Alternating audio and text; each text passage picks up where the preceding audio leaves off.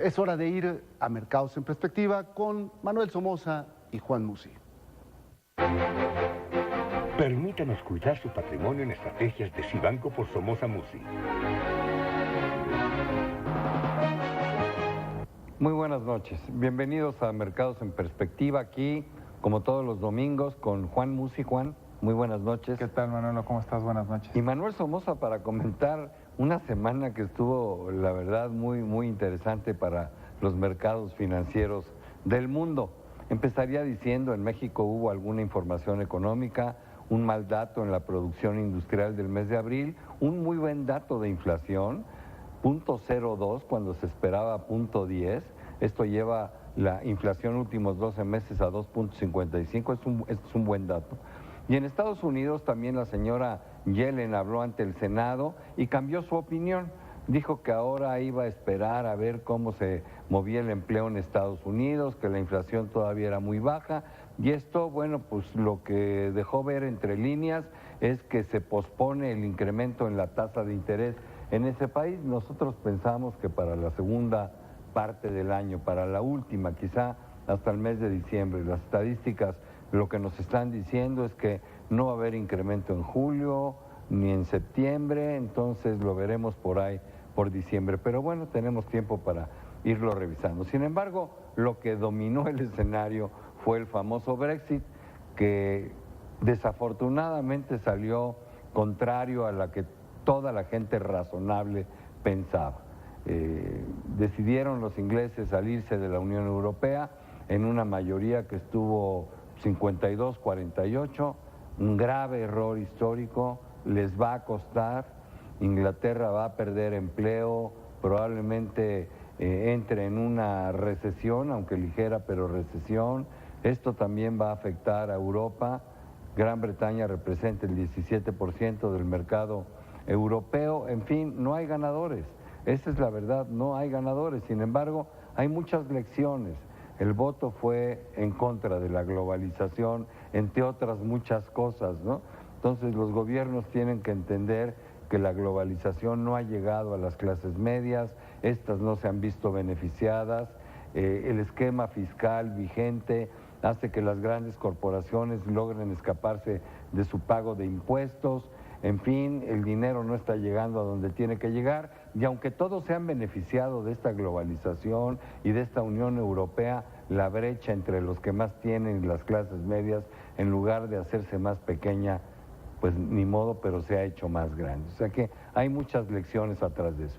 Un tema social de migración, mal enfocado, mal entendido, un continente que está envejecido, debería de ver a la migración como un activo, no lo ven de esa manera, ¿no? Nunca hicieron nada para reorientarlo y de repente lo recibieron muy a lo loco, en fin, y además un tema de soberanía que es muy cuestionable, ¿no? Parece que les molesta mucho que se tomen las decisiones en otro lado y no en Gran Bretaña, cuando las decisiones consensuadas, cuando son en beneficio de todos, pues hay grandes ganancias. Sin embargo, pues ese nacionalismo un poco irracional.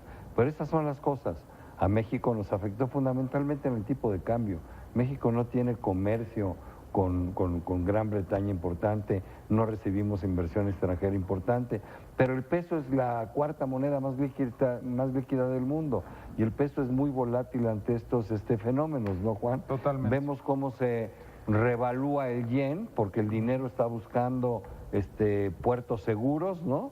Se revalúa el dólar, se devalúa el euro, se devalúa el peso, por supuesto la libra esterlina, pero también en los mercados siempre hay sobrereacciones. No sé si quieras comentar sobre eso. Sí, vimos cómo de repente en la madrugada estaba el peso a 19.50, ¿no? Llegó, o 70, 19.70. y bueno, pues lo estamos viendo a lo largo del viernes, lo vimos en 18.80. Llegó hasta ¿no? 18.60, luego osciló hasta 18.80, 18.90, pero sí, como bien dices, a mí me quedan muchas reflexiones, yo creo que ya comentaste varias, pero bueno, está de por medio la renuncia de David Cameron, que eso no es cosa menor, el Bueno, primer fue un ministro burro, se va, fue el se que va en 3 meses, ¿no? Él solito se ensartó, Sí, porque él fue el sí. que propuso el referéndum, ¿no? Pues sí. Cuando ganó las elecciones el año pasado. Él, O bueno, él en hizo su esta campaña, promesa, ¿no? De consultarles si querían seguir o no.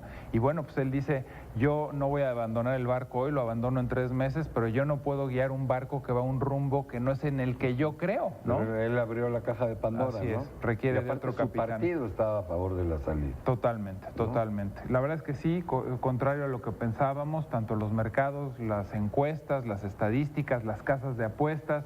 Y bueno, pues yo lo único que deseo, Manolo, es que esto no siente un precedente mucho más importante y trascendente en la Unión y que mañana levanten el brazo también los holandeses y los franceses que ya hablan de referéndum, que reviva estas causas separatistas, por ejemplo, en España, en Cataluña. Por cierto, este fin de semana en España hay elecciones. Sí, el día 26. Entonces, pues ojalá y esto no tenga un efecto nocivo que pueda incluso ser el principio del fin de la Unión.